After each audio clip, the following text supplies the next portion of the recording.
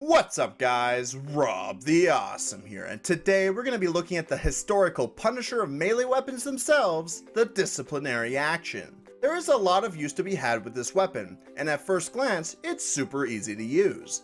However, there are still strategies that need to be addressed in order to get 100% out of the melee and for people to truly understand how to work it. Let's go! In order to get the most out of this weapon and truly value its gameplay mechanics, we need to delve into this weapon's stats and point out what each one is specifically used for. To start, the disciplinary action gives the user and the teammates he hits with it a speed boost for several seconds. The soldier will however have an extra 2 seconds of the boost compared to the teammate hit, in order to catch up with said teammate and execute another strike. Soldier is slow after all. The downside of having the speed boost is that there is a significant minus 25% damage penalty on the weapon itself, changing the overall base damage of the melee from 65 damage to 49 damage a hit on the enemy. The weapon's damage is very thin and not very threatening at all, making it overall risky to use for anything other than its intended purpose. Though the melee's uses are mainly on the passive side, and the damage penalty is crucial evidence of that, it's important to point out that the disciplinary action has a hidden stat of having the same range as the Demoman's sword melees. In short, the whip's attack range is significantly longer than most melees, giving a spacious advantage and an overall attempt at more swings from a safe distance. Now that we've looked into the stats, let's focus on how to effectively use this weapon in combat.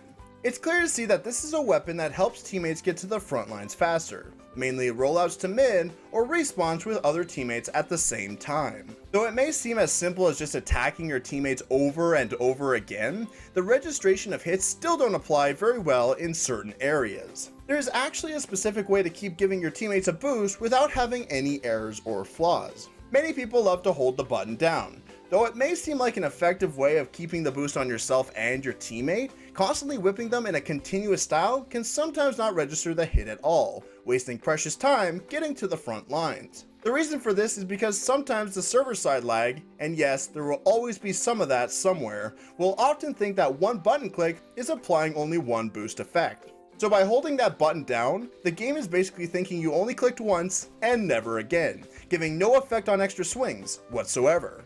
Instead of holding the button down, get into the habit of constantly clicking for every single strike. That way, it will be a guaranteed chance of restarting the boost timer while not having the off chance that it will not register. That's not to say that constantly holding the button will not give extra boosts, but in order to 100% make sure it works as intended, stick to good habits rather than bad ones. It's good to learn to constantly click, as it will teach soldiers to not be predictable, as well as gives good insight on some of the other weapons in the arsenal.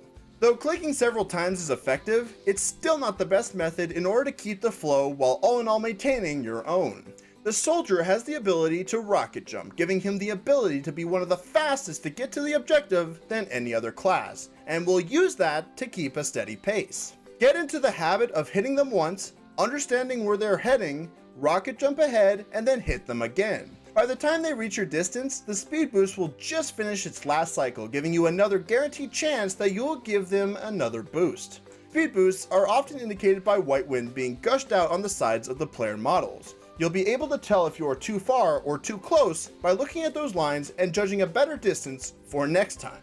Creating pit stops, or places where you stop to boost your teammates, can also be a crucial strategy to keeping all of your teammates boosted at once. Creating said pit stops for yourself can keep you with teammates and plan out a better and cleaner rollout for everybody involved, making mid-fights a whole lot easier.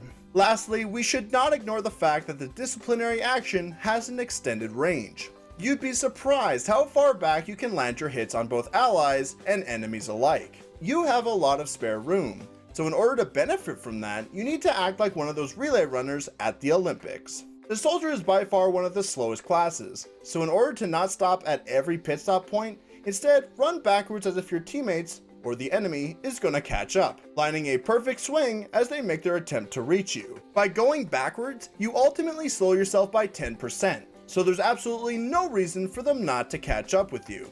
But what about an entire team?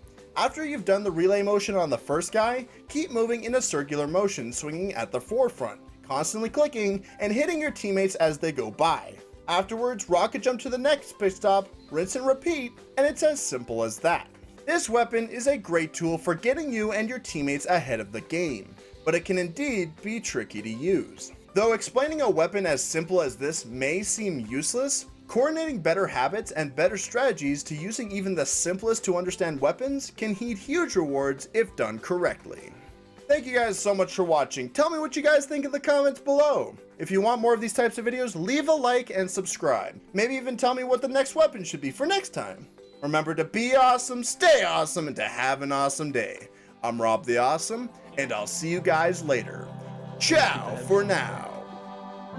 Motherfucker, I'm awesome. No, you're not, dude. Don't lie. I'm awesome. I'm driving around in my mom's ride. I'm awesome. A quarter of my life gone by, and I met all my friends online. Motherfucker, I'm awesome. I will run away from a brawl. I'm awesome. There's no voicemail, nobody calls. I'm awesome. I can't afford to buy 8 balls, and I talk to myself on my Facebook wall. You know my pants sag low.